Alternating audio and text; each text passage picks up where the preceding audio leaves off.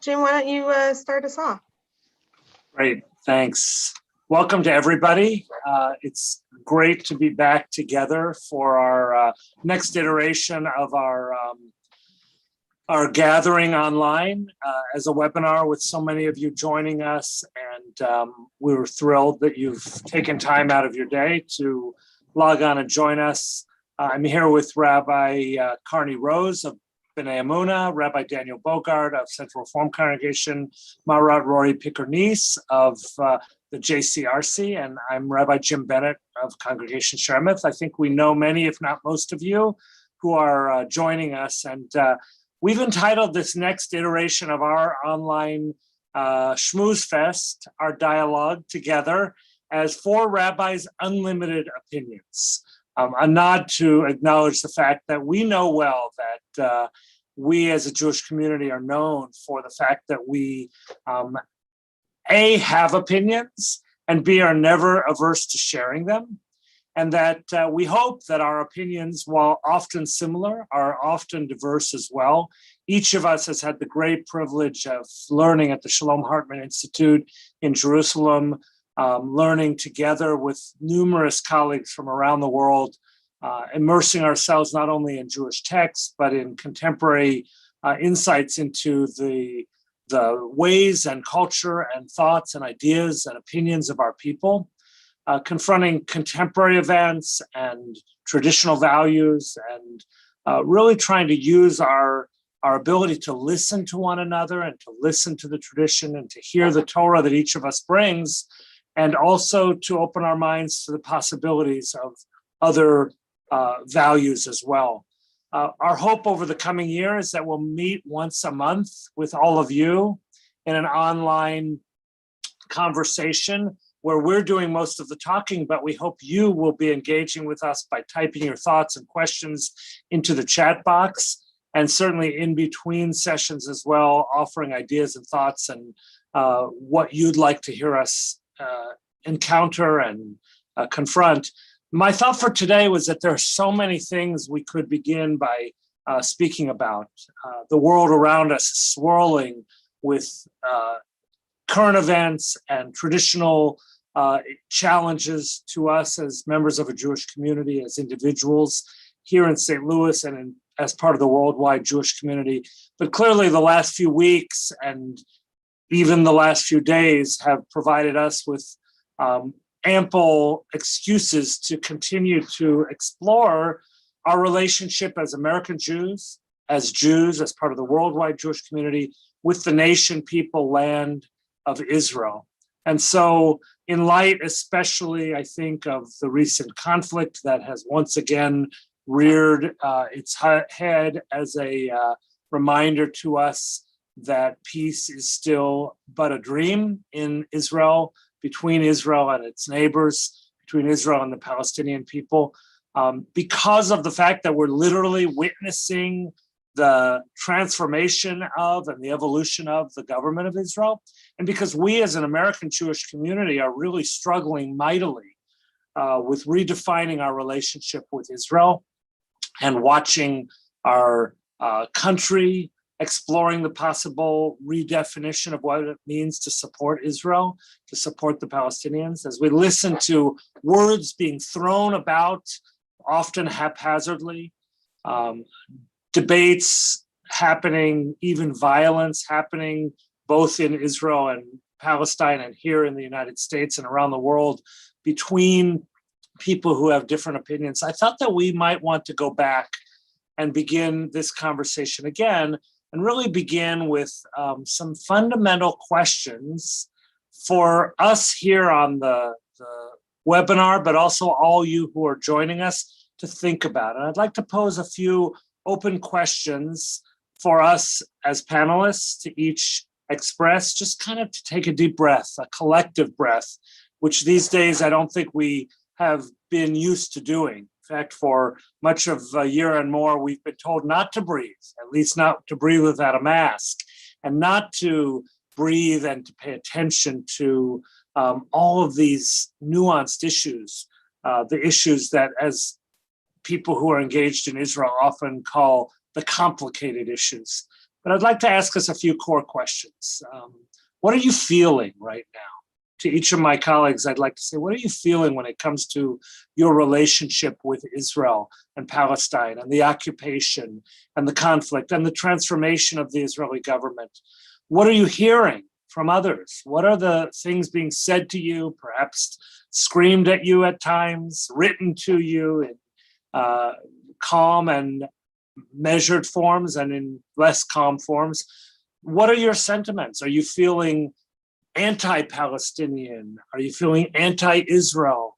And also another frame for this would be, how optimistic are you and how overcome with despair are you? That's a lot, so I don't expect any of us to answer all those questions, but just for a few minutes, if we can share and just reflect on these questions. You can choose which or any or all of them you'd like to respond. If somebody wants to jump in, otherwise I'm going to call on you. So I'm happy to jump in, Jim, and I really appreciate you framing all of this. And I think in like true rabbinic fashion, I'm gonna answer another question that may be related to your question and maybe won't be, and you'll reel me back in. But because honestly, like I am feeling a lot of despair right now. I'm feeling a lot of despair these days, and not necessarily because of what I'm seeing happening in Israel. I mean, I'm certainly watching that, and I don't know kind of what to expect, right? There's a lot of unknowns. We haven't had a non-Bibi administration in, I think, 12 years, right? Like, I don't know what all of that looks like, but what I'm feeling despair about is what's happening for us here. Like like this is often, I think, part of the conversations that we've all had is that, when we talk about Israel, in many ways, what we're talking about is who we are as American Jews, as St. Louis Jews. And I feel like we're in a place right now, and this isn't brand new, but I'm speaking to now because now is the moment we're in, where it's difficult to say anything. It's difficult to say anything because whatever you say is somehow the wrong thing. Because if you say, I mean, even to your question, right? Like if you say that you support Israel, then people hear that as saying that you don't support human rights for Palestinians. And if you support human rights for Palestinians, then people hear that as saying that you don't support Israel. And we have people in our community and in our world who are feeling, I think, like an existential crisis of this moment. They are feeling like the world that they knew, in whatever form that is being threatened. It's changing, like things are changing rapidly and people are scared. And their response to that is to hold on to what had been with the most ironclad grip that they possibly can, and to lash out at anyone or anything that threatens that worldview. And I think that, and so I don't mean, I mean, in some ways I might be veering us off track and I don't totally mean to, but like for me, I don't know what's going to happen with Israel, and I don't really have I don't have a say in that. But I am really scared of what's happening to us here because I don't think that we're talking about it. I think that people are scared to talk about it. I know that when I've spoken about it, people have decided that anything I say is not enough of whatever they need to hear, or there's an absence. There's a huge argument in absence, right? People, somebody condemns anti-Semitism, but they don't say, I strongly condemn anti-Semitism, or they say, right? And so that makes you an anti-Semite. I feel like I'm caught in the midst of a whirlwind right now, and it only seems to be getting faster, and I don't know how we stop it. Rory, thank you so much for being so honest. And actually, your answer focuses us in the direction I want to go after I've had a chance for everybody to share just sort of some visceral, how are you feeling, check in, kind of what's on your mind. I want to offer today in our session and just a little bit, maybe a way to kind of deconstruct all that complex emotion that we're feeling and what many people I think are experiencing as despair. So Daniel and Hartman Rabbis, if you want to add your own reactions as well.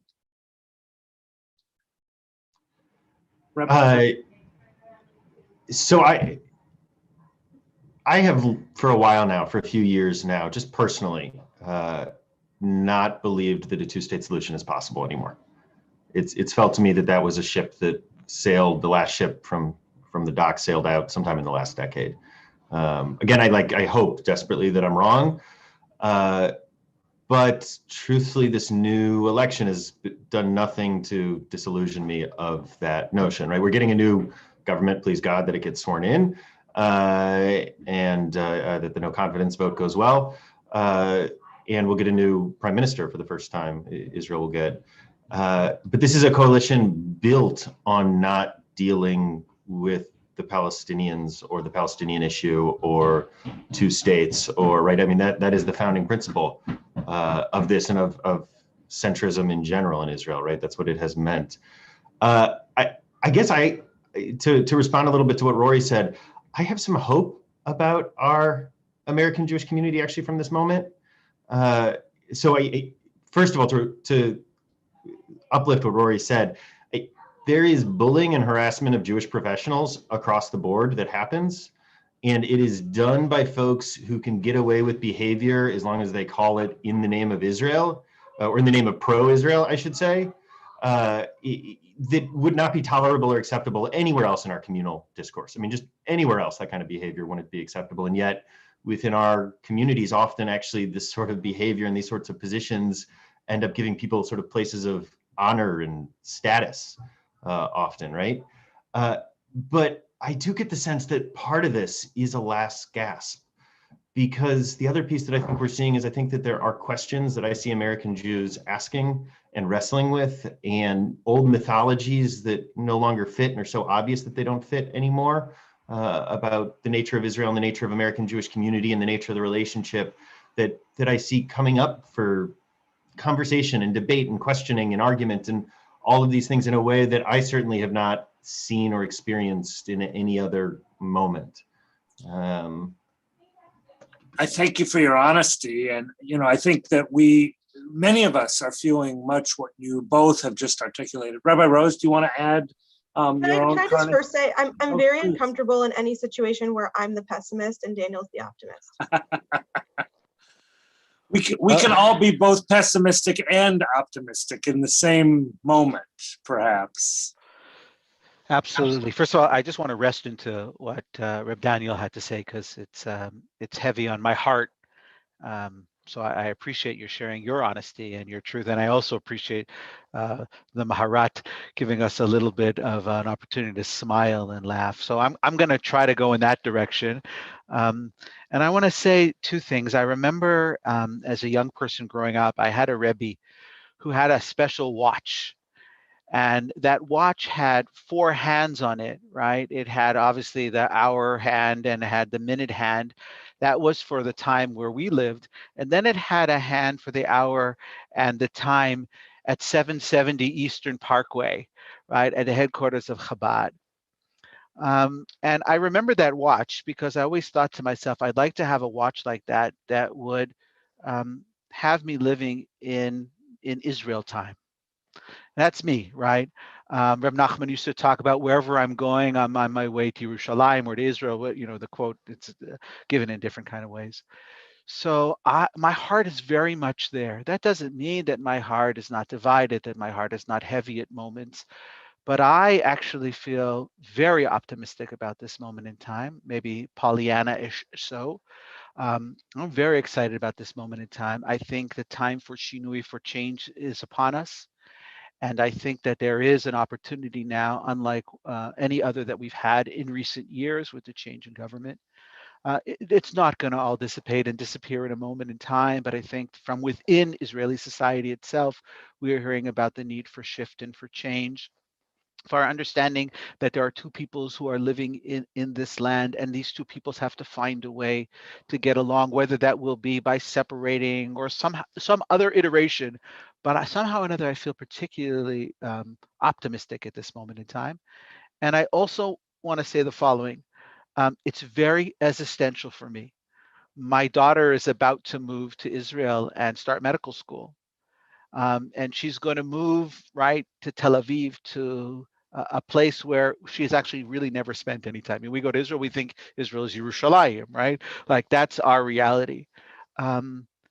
And I think it's going to be a very eye-opening time for her. And it means not only that she will be there and we will be experiencing through the eyes of our children, which is one of the most profound ways to experience anything, but it also means we're going to have to go visit very often, right? And we're going to have to be there and be present. And we're going to feel it in a way that we didn't feel it before. So I guess I'm Pollyannish about it. I'm prayerful about this.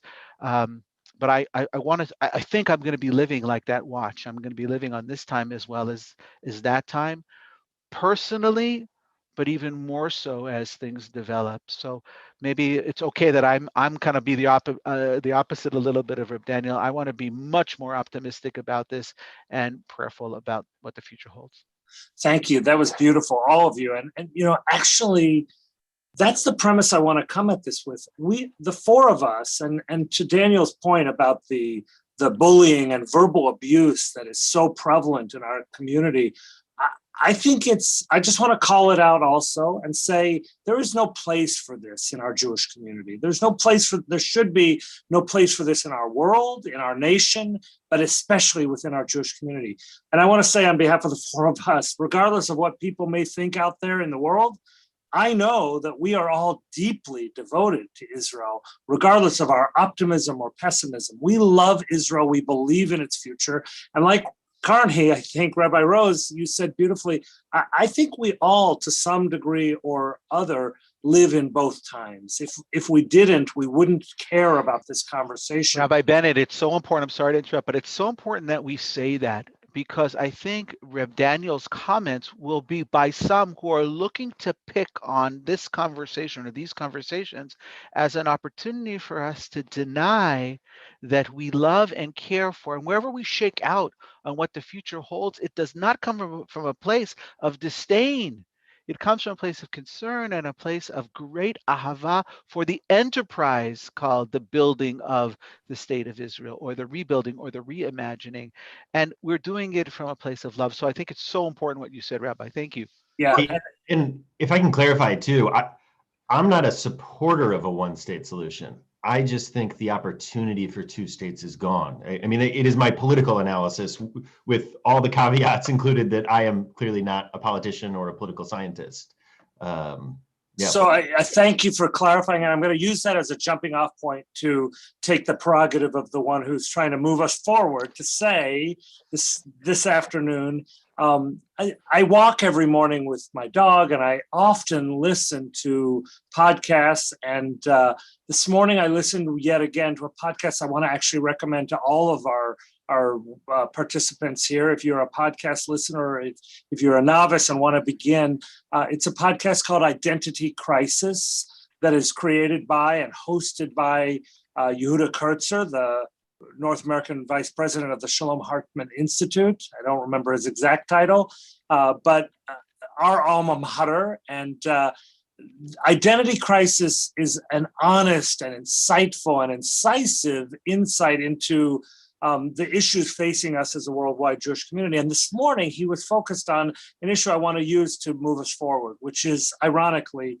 he said, the discussion of the podcast said, we often get solution-based. We think that we have to focus on whether it's a two-state solution or a one-state solution or a democratic, and that is the wrong question. I want to focus us, and I'm going to do it in a rather odd way today. So I apologize for kind of maybe what might be disturbing or shocking or nonchalant and unimportant for us. I want to go back and look at this question of, why do we as a Jewish people think that this land is our land? How did we begin to think in the first place that we have some right and entitlement to this land? Not to suggest that we don't, and also not to suggest that we do, but simply to take a look at it. This is sort of to begin with, kind of the premise of religious Zionism. And that is whether you're a Haredi ultra right-wing nationalist, or whether you're a liberal Jew who says, I care about Israel. And whether you come to that caring about Israel based on 20th century or 21st century experience, the lived experience of a Jew, or whether you come to it because of an inherited intrinsic value. I want to go back and just for a moment, share some texts that I think we forget about. And they are both beautiful and inspiring, and they're also, at least for me, I'll just be candid, they are somewhat disturbing to me. That when we talk about not the political reality, and Daniel, I appreciate you saying the political reality is so potentially depressing. But when we talk about us as Jews and the religious Zionist dream, so I'm going to share my screen for just a moment. I'd like to look at all 5 of these texts first, and then we'll unshare. We can send these out to everybody after the podcast so that people can see them as well. But I'm just going to go ahead and share here. So I want to look at 5 texts that talk about the biblical, or what I would call the religious Zionist perspective on this land. The first is a text that I think we may not know it fluently, but it's obvious to all of us. It's a text that teaches us this fundamental principle that the land, not only the land of Israel, but all land, the whole earth, the whole universe belongs to God. In Leviticus, we read, the land must not be sold without reclaim, because the land belongs to me, God says. For you are foreigners and residents with me. A fundamental text that I think we forget about, which is this premise that we human beings, much less we Jews or Palestinians or anyone else, we don't actually own any of this. We, from a religious perspective at least, we are caretakers of and tenants on the land. And then at the same time, in Genesis, in Bereshit, we read that God instructed Abraham and his family to leave their place of birth. And by the way, we as a Jewish people did not begin in the land of Israel. Abraham began in Ur of the Chaldees, in another land. And God came to him and said, go from your country, from your people and your father's house to the land that I will show you. And there I will make you a great nation, and I will bless you, and I will make your name great, and you will be a blessing. And I will bless those who bless you, and whoever curses you, I will curse, and all the peoples on earth will be blessed through you. We can talk about this more in a minute, but just let that sit for a moment. Reminding ourselves with humility and honesty, I would like to suggest that our story on this planet that belongs religiously, at least, to God, the creator of all, our story began by us beginning in a new land where we were given permission, according to this narrative at least, to dwell. The land was given by God to the descendants of Abraham as well. We read it later in Bereshit. The Eternal appeared to Abram and said, to your descendants I will give this land. So again, our religious tradition says we were given permission. We were given a lease, so to speak, and our descendants on this land. God told the Jewish people, though, later on in the same Torah, to drive out or destroy the peoples that had been living in that land of Israel.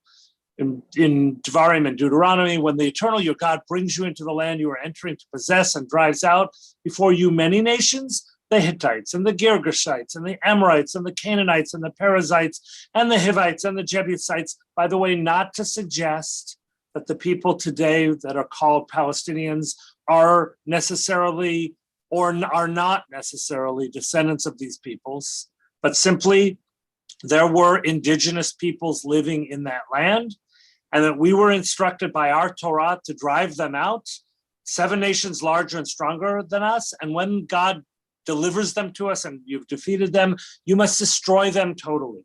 Make no treaty with them and show them no mercy. I'm not making any moral equivalency to the occupation or the current conflict, simply saying our lease on the land came with it a commandment to allow God to help us purge the land of the other peoples that were living in it at that time. And finally, the last principle of religious Zionism I want to point out to us comes to us not from Torah, but later from the book of Ezekiel, where we read, I will take you from the nations where you will be scattered and gather you from all countries and bring you to your land. So even when we are driven out from the land ourselves, God's promise says we will have the right to return to the land. And I know how I feel about these texts. I know what they do to me as a human being when I think about the land, but I'm curious to know what these texts do to you, how these texts make you feel, what the truth of them might be, what if we're honest, if we focus on honesty and truthfulness, how they might inform our humility and our honesty with relation to our beliefs as religious or liberal religious Zionists. So I'm going to stop there and again throw it back to the three of you, if you dare. So to me, my first response is there's an interesting mythological contradiction that exists in these texts. Right, these texts are calling for ethnic cleansing. That would be the word to describe what's being called for, right? To clear out the native ethnicities, the indigenous people, to make room for us. And yet, one of the actually strongest pieces of evidence that exists is for the biblical story is the total lack of evidence for the entry into the land of some 2 million people, right? If you sort of draw out the estimates of what would have been from the Exodus. And in fact, most contemporary scholarship looks at the Exodus story and suggests that the real story, and really not the Exodus story, the story that we get in the book of Joshua more than anything, right? Of entering into the land in these wars, in the total lack of evidence for any of those wars, archaeological or otherwise, or any of those ethnic cleansings, archaeological or otherwise, there is the real story that scholars seem to think probably happened, which was a much smaller group of people who came out of slavery, and that actually what we're talking about is many more people assimilating into our culture and assimilating into our story and adopting it upon themselves over the generations. And so there is this contradiction built within of the evidence seeming to suggest that the real story is one of assimilation and in the adaptation, the adoption of the Exodus story by many of the native peoples. And yet the mythology that we tell ourselves is a mythology of ethnic cleansing. And there's such a contradiction there, but I also think it opens up possibilities for us. Daniel, thank you. I want to respond before I hear from Rory and Carney as well, I hope. The reason I bring these texts is not to suggest that we as a people are a people hell-bent on ethnic cleansing. And yet at the same time, and I think this is what you said is beautiful, that I believe that we have to be honest if we read these texts literally or otherwise, that our relationship to this land has always been complex in terms of who owns it and what right do we have to be in it and who else is impacted by our willingness to live in, to dwell in, and to either literally accept or to reject the commandment or the necessity of others not being able to live in it alongside of us. And I think you're absolutely right. This idea of a blending of truths rather than a binary nature to truth. Yeah, and I guess the other piece I'm trying to draw out here is that if we can recognize that there is a difference between the story that we tell ourselves about who we are and absolute historical fact or right, or these, I think it opens up room in a very Yossi Klein Halevi kind of way to say this is our story and this is how we understand ourselves, but that it doesn't necessarily have to negate anyone else's story and anyone else's, right? Mythology is the word, right? The story that we tell ourselves about who we are. Or narrative, right? Or narrative. Narrative is nice. Yeah, people don't always like mythology because it has this ring of not being true, which is not how scholars use it. But yeah, narrative is a good word. Thanks. Carney, Rory, if you guys I'll jump in and then let Rory have the last word, if that's okay on this one, which I know that she enjoys anyway, so which is great. But I'll say the following, I find it interesting, the first text that you brought, by the way, somebody noted in one of the conversations here that they're not in chronological order, that you start with Leviticus, right? And obviously, clearly, we want to utilize the text in a wide variety of ways, and there might be a point at the end of all of this that you might want to draw a conclusion on. But I want to say the following. For me, what resonates the most is La Hashem ha'aratzum lo. This land belongs to God. And as a religious person, I believe that's the case. And that the master of the universe has a plan for all of us and a plan for the land, right? And that plan, I think the way in which some of you already said this already, is a plan that, yes, for a moment in time, it needs to be given to us. We have a claim on this land. We have a claim because our God has promised this land to us. Yes, there is a time and a place for the dispossessing of land on our part, which is a problematic moral position. And we all know that it's a problematic moral position. And yet, if we really believe La Hashem Haaretz Umlo, and if everything, right, at the Kili Kol Haaretz, that it belongs to God, God made a determination at a moment in time that this portion of land was to be given to us, not only for a moment in time, right, but for eternity.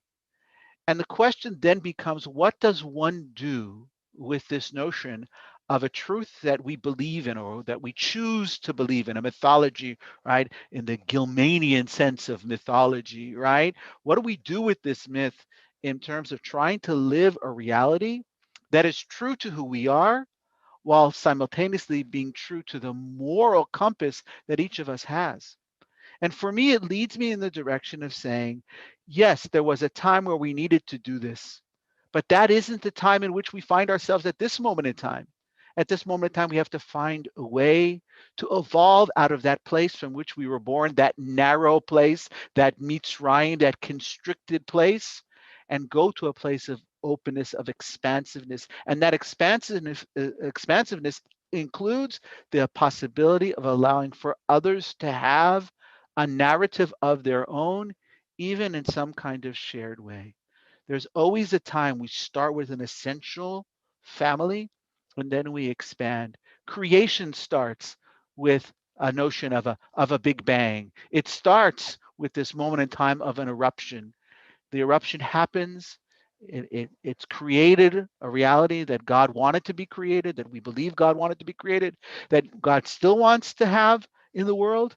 And now, how do we live out what it is that God is trying to teach us through the rest of our Torah, which is that we have some responsibility, obligation, and I hope we have the koyach to make it a place that can be shared by the multiplicities of peoples who see this as a makom kadosh, as a holy place. Beautiful. Thank you. Rory, you want to add your own thoughts before we move on? I want to push us a little forward after we finish with this.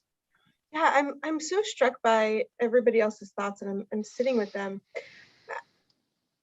I'm going to start off with something that's maybe a little sacrilegious to say, but I'm not compelled by texts. And I say that as somebody who like deeply, deeply loves text and loves text learning and feels spoken to by the text often and frequently.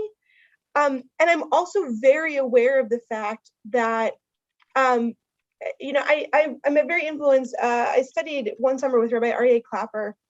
And I remember poignantly at one point he said, like, you know, pay me enough money and I'll write you a tshuva that says anything.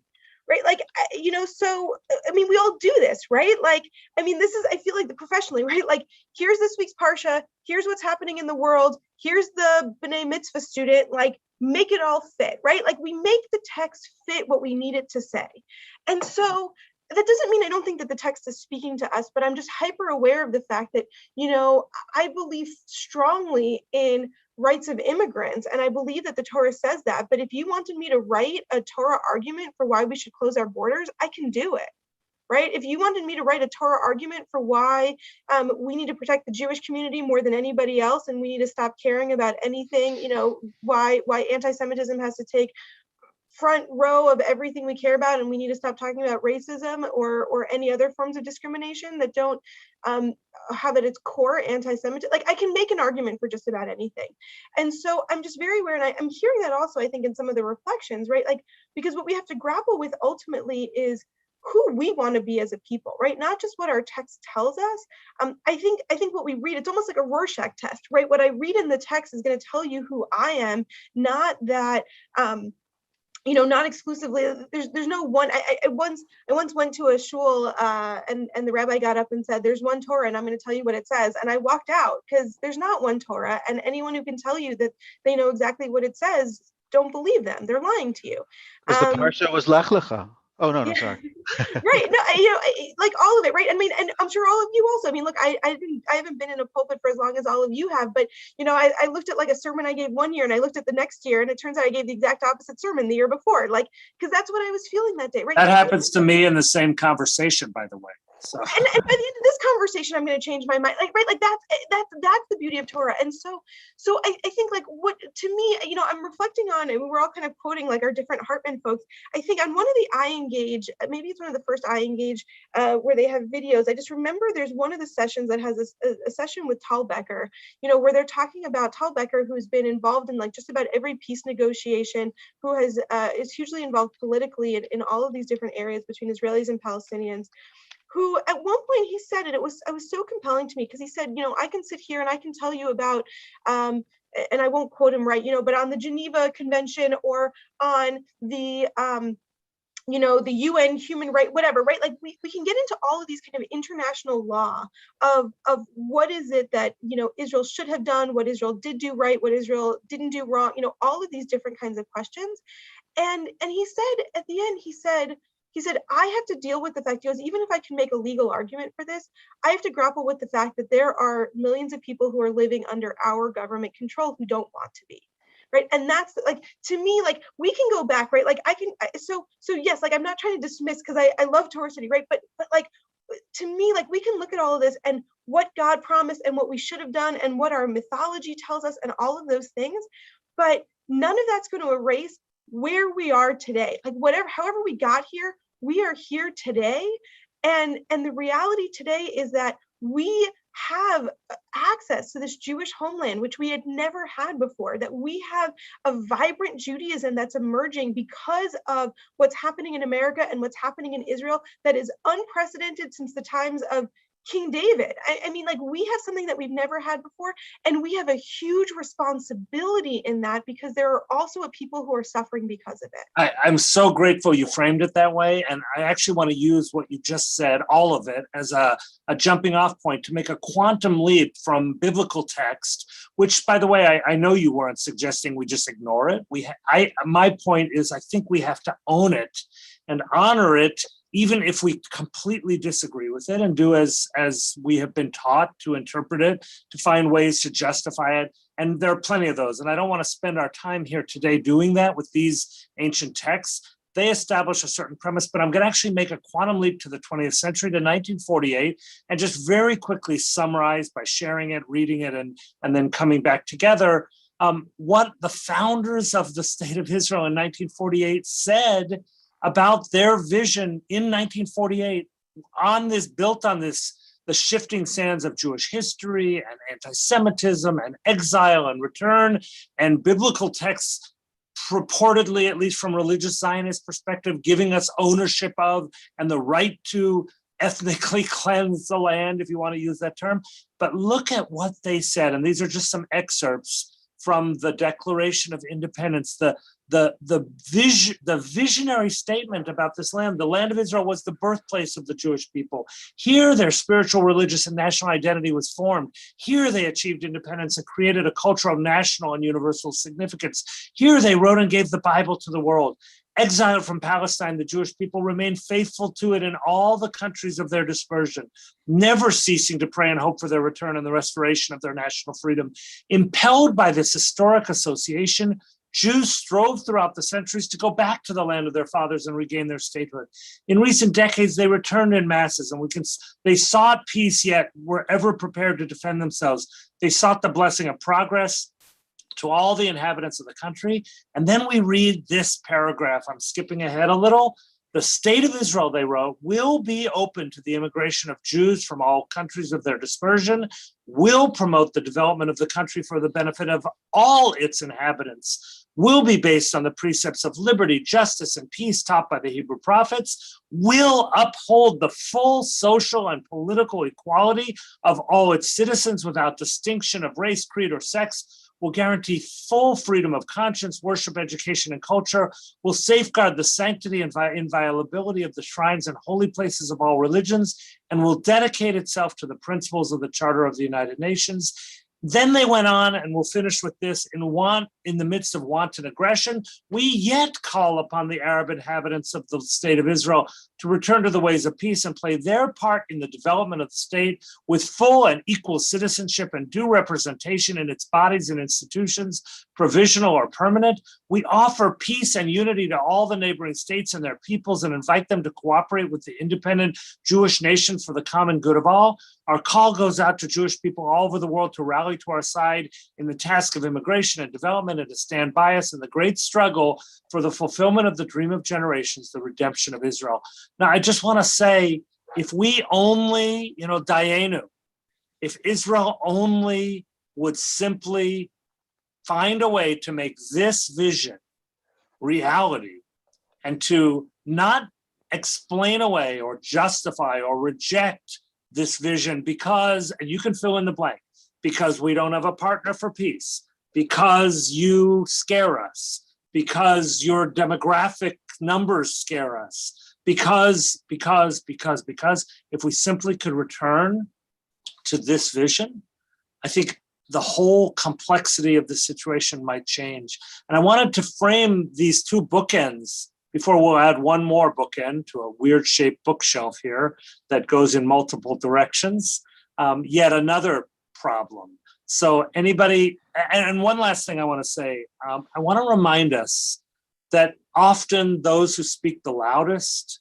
related to the conflict in Israel and the occupation and the Palestinians and the Israelis, et cetera, are the least willing to look at the actual reality and the truth. This text is part of our truth. And I think even Israelis don't know it as well as they should know it. And certainly we as American Jews have to keep it in front of us if we're going to relate to this. So reactions, thoughts, anybody want to add your voice here? Carney? Just one piece that I want to mention at the beginning, and then I'll go to the main point. But right at the beginning, right, the birthplace of the Jewish people, right, in and of itself, we had this prior conversation, Rev Daniel, you said, right, really, we weren't really born there per se, right? Like this notion of this is where it happens. Now, maybe it is B'nai Israel or Am B'nai Israel, which actually happens in Egypt, right? It's Paro who actually calls us Am B'nai Israel the first time. But okay, there's something about that maybe this is where the flowering happens, or the real formation happens, or the taking root of the people happens. But I think that's a very powerful idea. But I want to say one more thing here, okay? And this will move me out of the left, and leftiest camp for a moment, and that's okay. I don't think Odla Avda Tikvatenu.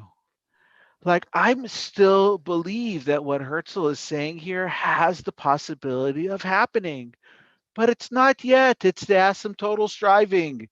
We're not there yet. Some of these things have happened. Maybe they've not happened in the way in which we've wanted them, or the speed with which they've had them, right? Maybe we're aspiring, ever heard these terms before, for a more perfect union. Like, the reality is some of this is happening, and some of this is yet to happen. And some of this is our responsibility to make happen through these conversations that are happening here in North America, with the influence that we do have on the other great center of Jewish life in Israel. And we need to bring that there and to say this honestly. And so I want to go back just to the point that Daniel made, and that Rabbi Bennett, Jim made, which I thought was very important.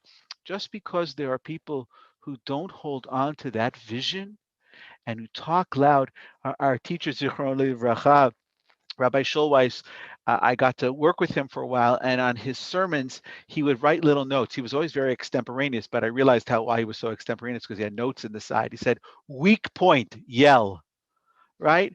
Like, if you have a weak point, say it louder. And so the point that I want to make, maybe it's a weak point for some, is that we're not there yet. Mashiach Tzeit is not here. The messianic reality that I think that Herzl was talking about is one that I still aspire toward. And I hope and pray that the work that we can do, as we start to feel a little stronger and a little more confident, and realize our own power and our own strength as 73 years young, that we'll be able to get ever closer to the reality that Herzl was dreaming of and writing about. Thank you. Rory? I love that. I need to like embed that in my brain, that weak point yell story, because it is just, there's so much truth in that, and it's so profound.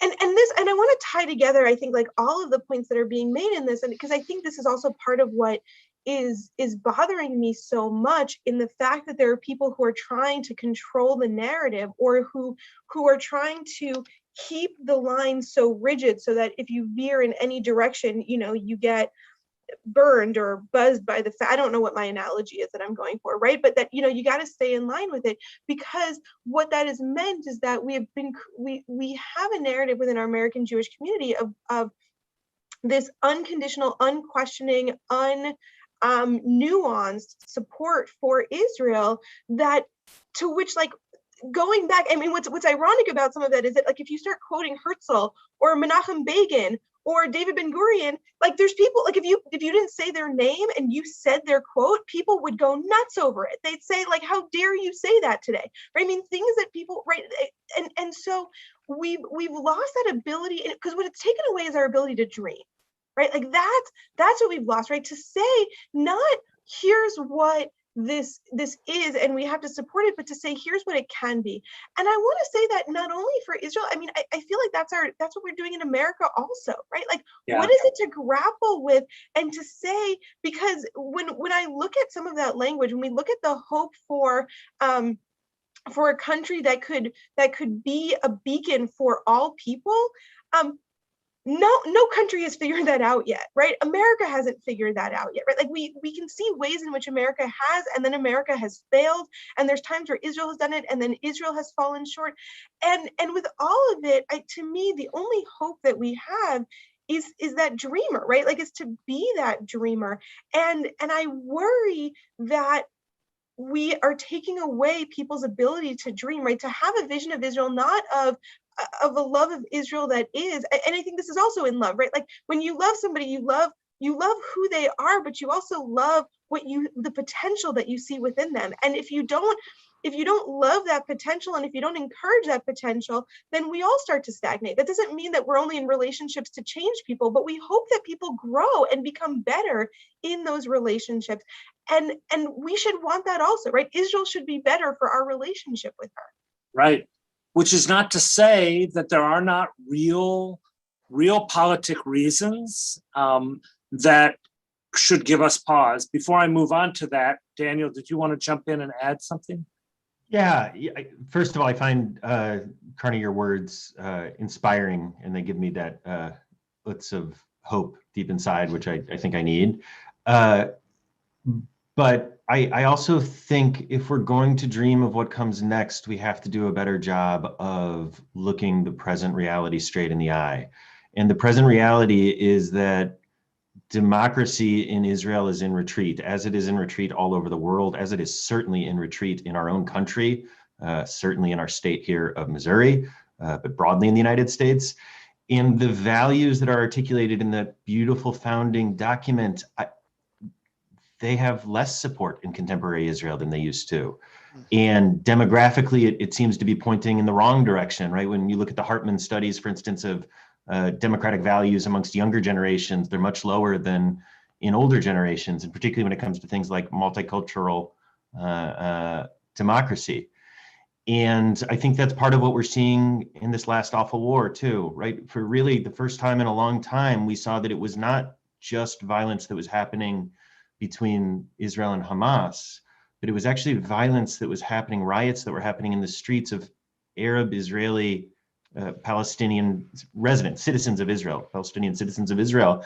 And I think we have to recognize that the last 12 years of ultra right-wing governments have done deep harm to multicultural Israeli democracy, and lasting harm, and that's real. And that if we are going to work to make that dream, right, that beautiful dream, I want that dream that's described in that document you shared, Jim, to be a dream here in America too, even as it seems like it's in retreat here. But I think we have to look straight in the eye and honestly recognize what's happening, which is very different than the story that often in the United States we tell ourselves, in the United States Jewish community, we tell ourselves about who Israel is and what the values of the people there are and how they're living and the occupation and so on and so forth. Amen, amen, amen.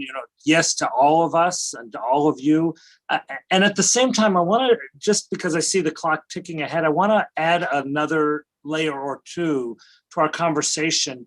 And I say what I'm about to say with some trepidation, because I often find myself aligned, as I think many of us do, with the more liberal, the more left viewpoints of this challenge, this great challenge. And sometimes I think all of us, regardless of where we fall on the political spectrum, fail to actually acknowledge the truth. Just as I think we need to point ourselves back to the truth of our own text, including Torah and the text of our history, we also need to look at the truth that is in black and white of those who are purportedly enemies of even that vision of the Declaration of Independence. So I just want to really quickly bring some excerpts from the charter of Hamas, which ironically, I find many of the people, Jewish Voices for Peace and BDS supporters, etc., and many liberal Jews today, especially younger liberal Jews, have never actually read this document. And we make assumptions. Written in 1988, the following are some excerpts from the Covenant of Hamas. The goal of Hamas, the Islamic resistance movement, is to be a distinguished Palestinian movement whose allegiance is to Allah, whose way of life is Islam, to raise the banner of Allah over every inch of Palestine. Israel will exist and continue to exist until Islam will obliterate it, just as it obliterated others before it. The land of Palestine is an Islamic waqf, a holy possession consecrated for future Muslim generations until Judgment Day. Palestine is an Islamic land. Since this is the case, the liberation of Palestine is an individual duty for every Muslim wherever he may be. We reject peace initiatives and so-called peaceful solutions in international conferences as in contradiction to the principles of Hamas. These conferences are no more than a means to appoint the infidels as arbiters in the land of Islam. There is no solution for the Palestinian problem except by jihad. Egypt, they're condemning the Zionists, are trying to draw out Arab countries in similar agreements in order to bring them outside the circle of struggle, condemning the efforts at peacemaking. And finally, the well-documented anti-Semitic text embedded in the charter of Hamas: the day of judgment will not come about until Muslims fight Jews and kill them. Jews hide behind rocks and trees, and the rocks and trees will cry out, "Oh, Muslim, there is a Jew hiding behind me. Come and kill him," Hamas's charter says. And we can go on and read these anti-Semitic texts about Jews forming secret organizations such as Freemasons and Rotary clubs and the Lions clubs around the world to destroy societies to carry out Zionist interests. Zionism scheming has no end, and after Palestine, they will covet expansion from the Nile to the Euphrates. So I don't want to promote hatred of Hamas, but I also want to remind us, as I think we've been reminded of frequently, that before we form opinions and go on social media and Instagram and Facebook and text out our pithy accusations one way or the other, that we read all of the sources. And these are not all of the sources. And as Daniel, as you alluded to, there are documented evidence that ultra-Orthodox and religious youth and youth in general in Israel are becoming increasingly hateful towards Arabs. And that violence is on the streets now. We have to find a way to both honor the truth of the threat and also to condemn unbridled hatred on both sides towards each other, which seems to be increasingly a great danger in this country and in Israel as well. I'll stop talking and allow some of you to respond, please. Carney, were you about to jump in, or? Oh, go ahead, Rory, please. So, there's so much in all of this, but what I want to hone in on, one of the things, because we went through it all really quickly, but I was particularly struck by the line, and I won't quote it properly because I don't remember it right now, but, of sort of saying Israel will exist until this great war, we need this great war. And I want to focus in on that because I think we need to talk about like how many people have a theology of a great war in the Holy Land and the role that they play in all of this. And I think that there is parts of, you know, Hamas, however we want to kind of classify, there are parts of the Christian community, and particularly the evangelical community, that is deeply invested in this. And I will also say that within the Jewish community, we have this theology, right? And so this idea of Armageddon, the idea of the war of Gog and Magog, you know, I remember learning about it. I don't know how prevalent it is in all denominations. I know it was a big part of my own upbringing. And so, but what that does is, Got at least one Haftorah, so it's okay. yeah, I mean, but we talked about it more than just once per year. I No, mean, no, of course. what that does though is that on the one hand, I think it's meant to sort of give like a certain amount of comfort, right? When there's attacks, like when Israel was under attack, this was a way that people would say, no, this is all part of God's plan, and this is part of, right, this is how we see that the Messianic era is coming. This is how we see God's hand. But what that also means is that there are significant people who have political influence both in Israel and in America who are invested in there being violence and not being peace, for whom violent response is proof of their theological vision. It's proof of God's message to them. And so when something happens, and even just the most recent conflict, when we see the riots that are happening in cities like Lod, when we see all of that, instead of being horrified at it and saying there is something deeply broken that we need to revisit and we need to understand because this is should never have happened, people are saying, oh, it's happened, right? Good, we're a little closer, right? Redemption is coming, all of those types of things. And so this is something that I think we need to be really aware of, that there are people for whom when the embassy was moved, which was largely under evangelical influence, not American Jewish influence, even as parts of the American Jewish community, I think for the American Jewish community, I don't even want to say celebrated it. I think for a lot of the American Jewish community, it was like when you talk, Jerusalem was always the capital, like who cares what America has to say about it? But you know, the official move of the embassy, when there was talk, a lot of the American Jewish community said, you know, Jerusalem is absolutely the capital, but let's not move the embassy because we don't want it to spark violence. The people who were pushing for that to happen were people for whom violence was not a problem, right? There are people invested in this for whom violence is not a problem and violence is a good thing. And we cannot have this conversation unless we acknowledge that those people have influence in this. And so for those of us who want to see peace, who want to see this vision that I would say, well, I appreciate, and I don't want to put words into your mouth, Carney, but like even as you talk about this sort of Messianic era, like I share this vision of a Messianic era, but for me, it's very much brought about by people. Like we're not sitting on our hands waiting for Mashiach to come to fix all of our problems, right? Like for those of us who believe that we need to do the work on the ground, there are people for whom their work is causing tumult. And so Hamas is part of that, but they're not the only ones. And you know, that's hard for me because I think we all want to sort of think that everyone has best interests at heart, but there's people for whom their best interest is violence.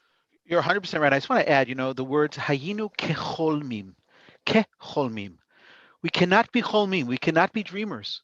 We have to be doers. And I think you're 100% right that we have to beat down, and I hate to use that violent language, but we have to beat back this notion that the dream has disappeared because there are those who don't buy into the dream. There are those who want to resort to violence on both sides of this equation. And so we have to ki'ilu, we got to sort of be like dreamers on the one hand, right? But also we have to act in ways that are real and actually make the kind of change. And so we have to call out this kind of commentary by Hamas, and we have to call out those on the Israeli side who are reverting and resorting to violence. And we have to stand somewhere right in that breach. And this is a very difficult place for us to stand. It's not a right-left issue. It's a right-wrong issue. Neither of these, and I would add the evangelical community there as well. The notion that the Messiah will arrive when, you know, certain things happen in the world. And we have to be kecholmim, not cholmim. We don't have to be dreamers, we have to be doers. And we can continue to have that ideological, wonderful notion of a messianic era. I don't want to get rid of that. I'm not sitting here, sort of sitting here waiting for the Mashiach to come. I'm bringing Mashiach. In fact, as one of our colleagues once said, right, it's not about bringing the Mashiach, it's about being the Mashiach. We're going to be the redeemers, and we're going to be the redeemers by fighting an agenda of violence with an agenda of peace. You have to wage peace as much as you need to wage war. Beautiful, beautiful. Daniel? I want to bring out the idea of proxy identity for a moment. It's an idea I first heard from Yehuda Kurtzer of the Shalom Hartman Institute, the head of the North American branch. And we relate as American Jews so much to Israel as a proxy identity of our own, right? In the proxy piece is to recognize that it's not actually our identity. We are not, in fact, Israelis, right? Even as we are Jews and even as we feel deeply connected. But the identity part, right? Proxy identity is so important to see because we do relate to Israel so often as a part of us. And so we relate to criticisms of Israel as a criticism of us. And similarly, within the broader Muslim world, there are billions of Muslims who relate to Palestine and Palestinians as an important proxy identity. Similarly, on the political left in this country, right, or the evangelicals on the right, or right, there are all of these proxy identities. So first, I think it's helpful actually to see that proxy, because if you can see that it's a proxy identity, it can maybe help you be a little less defensive. But the other thing I wanted to say, responding to the Hamas charter, because this is where it connects, is because so many billions of human beings, as well as the 7 million Jews in the United States, relate to Israel and Palestine as proxy identities of our own, so many of us refuse to see the mythologies of where we are standing and only see the mythologies of where other people are standing, right? Think about how many people on the left imagine the vision of, right, if Israel would just disappear, there would be a perfect liberal utopia in Palestine, right? Which is absurd, right? Look at the Hamas charter. And yet, how many of us in the ultra-right pro-Israel American world will look at the Hamas charter and say, this is what every Palestinian believes, or Exactly. it's every variation on this. And my hope is that if we can see the proxy in our proxy identities, we can begin to see how these texts serve as mythologies to us, and that the Hamas text also serves as a mythology to American Jews. Yes, exactly. And thank you for saying that. I think it's really important. I'm watching the clock and knowing that we have to begin to kind of round the corner towards our terminal point. So I actually want to bring in a voice that I think Daniel, although he doesn't use the language of proxy identity, I think we will all agree, I hope we'll all agree, actually reminds us of this fundamental humility that is required as we enter this conversation. And what I want to do here before we wrap up with some closing comments is to ask each of you to read a little bit of the words of our teacher, Rabbi Daniel Hartman, who publishes regularly and who recently published this article in the Times of Israel and as well as in his blog. So I'm going to share it. And maybe Daniel, can I ask you to read the first page so we can hear your voice? Absolutely. Facts matter. They have to. But which facts matter is another question altogether. In our conflict with the Palestinians, we are not merely engaged in a military conflict, but a conflict of ideas and narratives. Do we have a right to the land? And if so, which land? Who was here first? From when do we start to calculate? And does it all matter? Who is responsible for the ongoing conflict? Who's the principal hindrance to peace? Who started the last war? Every war? In each case, there are facts. In some cases, the facts are disputable. In others, less so. In most cases, there is evidence to be considered and corroborating witnesses to be heard. We Jews and Israelis have been delegitimized for so long that we cannot stop arguing our case with facts. The problem is that we are now arguing the wrong case and presenting facts that no longer matter. Carney, you want to continue reading? The fact that Hamas wants us dead and instigated this recent war does not legitimize every Israeli response. And the fact that we continue to argue that case creates an impression of moral obtuseness. The fact that Palestinians rejected the Clinton parameters, as even Bill Clinton attests, may explain back then the lack of progress towards a two-state solution, but it does not justify Israel's settlement expansion, which renders any such solution impossible now and in the future, or the continued discrimination of Palestinians. See under Sheikh Jarrah, the fact that Palestinians have rejected every peaceful solution since 1947 does not ameliorate the general perception that Israel no longer seeks a just peace and is content with relying on its power. Finally, Rory, if you'll read. Facts matter, but in the current moral debate, we do not get to use facts to change the conversation to the issue that we want to discuss. To succeed, we need to accept the rules of the game, and the current discourse is about moral values and policy, moral awareness and aspirations. To win in an open market of ideas, we need to internalize that we cannot control the marketplace. It is, by definition, open. We need to listen. We need to hear people's criticism and concerns. We need to believe that they are worthy of a response and then respond both through the power of our ideas, but also with the courage to admit when we are wrong. We need to reclaim the moral high ground, not through self-congratulation, but through policies that are worthy of us. When we do so, I believe that our moral arguments will be heard. I asked you all to read, not because I wanted to put words into your mouths, but because I found these words when I read them, like so much of the other teaching and Torah of all of our teachers at the Shalom Hartman Institute, to be compelling and important. And I believe we need to listen to what we agree with in the echo chamber of our familiar comfort zone, but also we need to listen to the other side. And I know that each of you shares this with me every time I go to Israel, as I'm getting ready to do shortly. I make certain not only to surround myself with the people with whom I agree, but also to go and try and visit in the West Bank, in Palestine, in the occupied territories, to meet with people. This is even less comfortable for me personally, I'll just be honest, to go and hear voices from the extreme right and to try and listen there as well. And I'm imploring all of those who are on this webinar and everybody we have influence over to take to heart Rabbi Hartman's words and to make them a part of our obligation. If we believe in this moral value, if we believe in this moral vision, then we have to work. We have to work hard to listen as much as or more than we talk, and to open our hearts to narratives as much as we defend our own. So final thoughts before we conclude here in a few minutes. Who wants to go? We listened to Daniel Hartman. I just want to remind us, I don't know how many of us actually had the opportunity to study with David Hartman, Zichrono Livracha, but during my time, I guess I'm the Vatik in the group when it comes to Hartman, at least. Somebody here might be a little older than I, but only a little bit older than I. But he looks great. Okay. It's all that walking you're doing in the morning.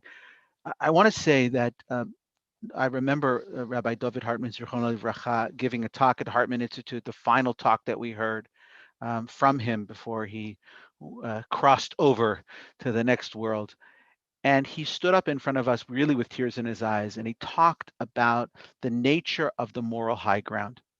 That he said, unless we recapture the moral high ground, the Zionist project makes no sense at all. If we're simply going to be another nation amongst nations, and we have no reason to be here or to exist. And so I found the reverberations of his son compelling, but also in some ways reminiscent of the passion that as he stood there and cried.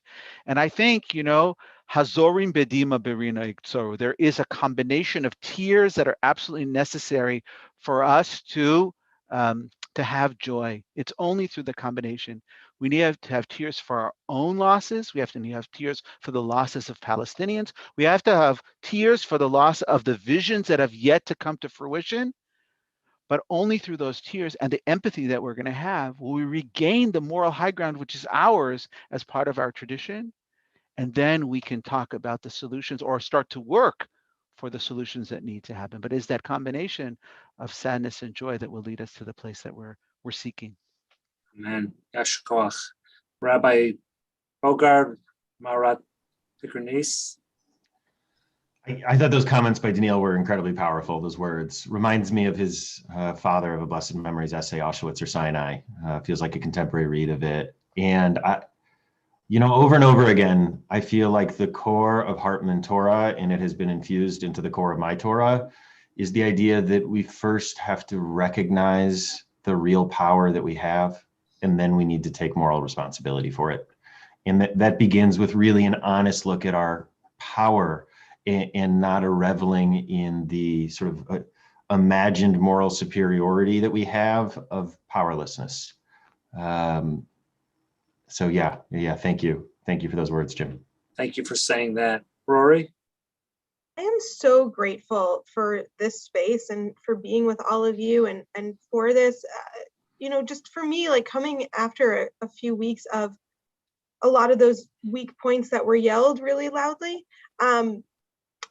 We need more of this, right? Like more of this space. And I think those words from Danielle to me just went right into my heart and my soul of what is it to really just have space to listen, to have space to ask real questions. I feel like just in this time with all of you, like being reminded of what it is to be like a dreamer, and to Carney's point, not a dreamer, but like a dreamer and an actor. And I think to reclaim that space, right? For all of us, and in this, to not have to agree with each other all the time, but to not have to yell really loudly because we're not sure how, and to just be open to all of that hearing. So I personally, I just want to say, like, I started off feeling this sense of despair. You started us off with a check-in.